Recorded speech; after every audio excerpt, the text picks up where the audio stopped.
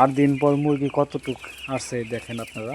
Broiler মুরগির বাচ্চা, zero বাচ্চা এখানে দেওয়া হয়েছিল। এখন 8 দিন চলতেছে। 8 দিনে মোটামুটি ভালো একটা পজিশনে চলে আসছে। দেখছেন, হচ্ছে পোলট্রি মুরগির খামার। খামারের বাচ্চা আমি 8 দিন আগে একটা ভিডিও দিয়েছিলাম, ভিডিও করছিলাম। সেটা ভিডিওতে এই দেখতে পাচ্ছেন বাচ্চা। এখন আপনাদের মাঝে দেখাচ্ছি যেটা, সেটা হচ্ছে 8 দিনের বাচ্চা কতটুকু বড় হয়েছে।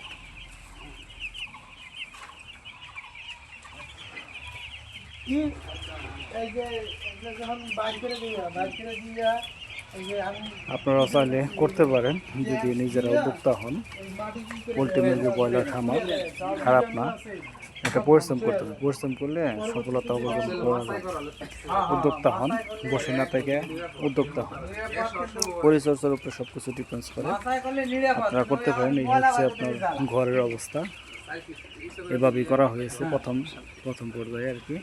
আপনারা চাইলেও করতে পারেন, এভাবে সুন্দরভাবে করতে পারেন। করলে আপনারা লাভবান হতে পারবেন। দেখতে পাচ্ছেন কি সুন্দর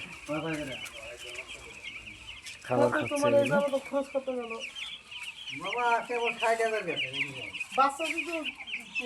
ঠিক আছে, এই শীট এগুলো বড় হবে আস্তে আস্তে।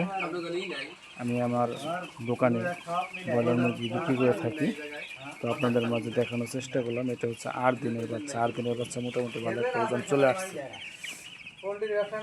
দেখতে পাচ্ছেন।